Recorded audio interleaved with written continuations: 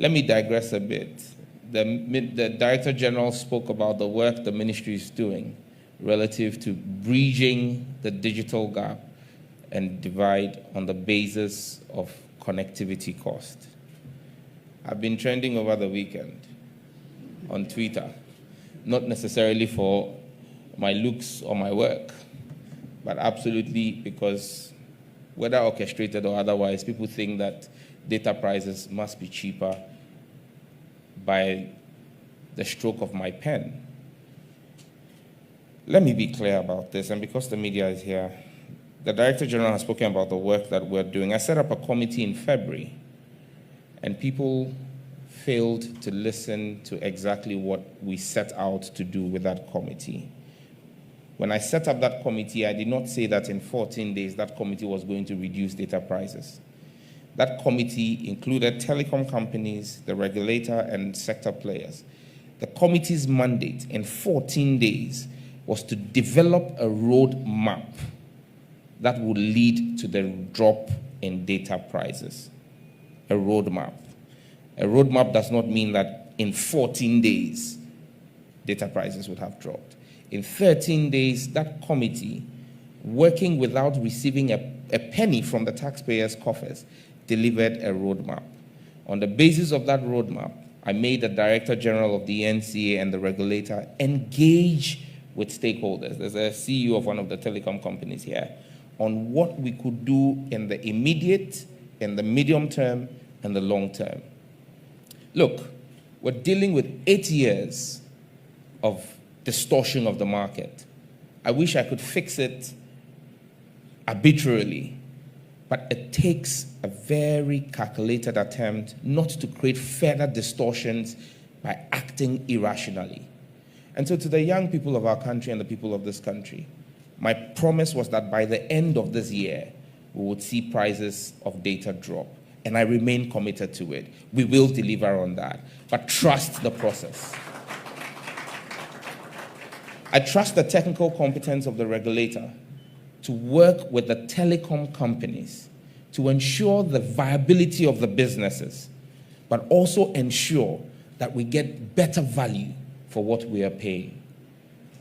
Apart from the work I've asked the NCA to do, I have engaged the ITU, whose celebration we are enjoying today, 160 years.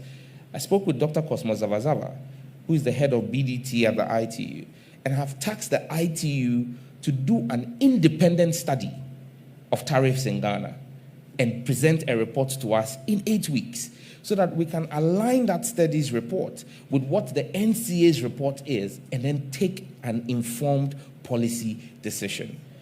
Estelle spoke about the fact that I've been a very consultative kind of minister. I will not act arbitrarily. I will not give directives that will affect the industry. What I will do is to consult with industry, consult with stakeholders, and take decisions that protect investment in Ghana, but also ensure that Ghanaian customers and Ghanaian citizens have the best quality of service and get the best pricing for the services that they pay for. We will keep our word. You have my promise.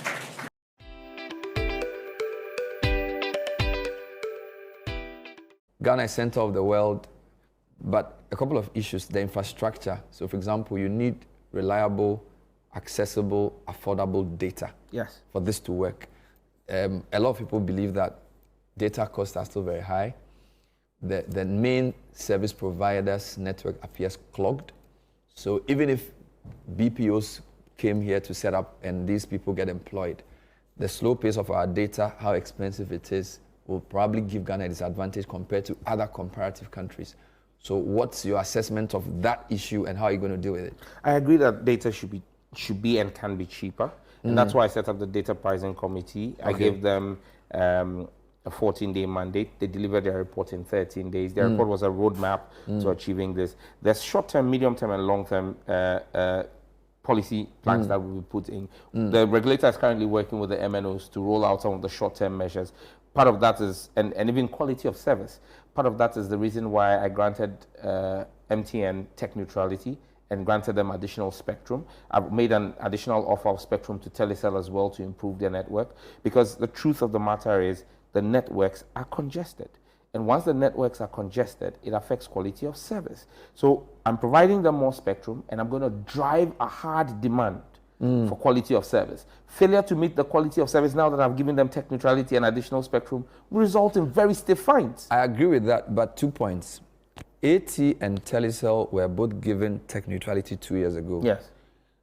It hasn't done anything for them. Because they failed to invest the critical, necessary resources. You don't just get the tech neutrality or spectrum without investing in the network. Physical cash must be put in the network. And so I've had meetings with the CEO and the ownership of Telecel and said to them, we need to see a plan to invest cash.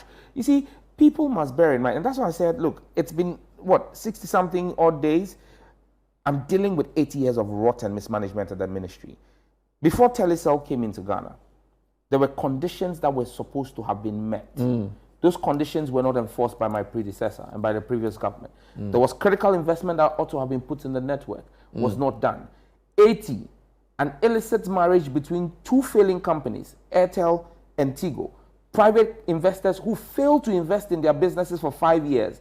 The businesses were basically end of life. Today, if I were to give 80 is 100% Ghana or government owned.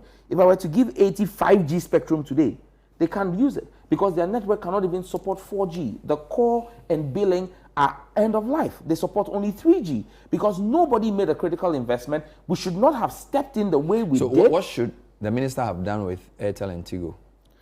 Better Allow policy them to collapse? Better policy supervision, and then you should have allowed the market forces to take action. And what you would have done was to have built an assimilation package for the 300 workers, 300 core staff. So that would have meant we had only MTN and then Telecel.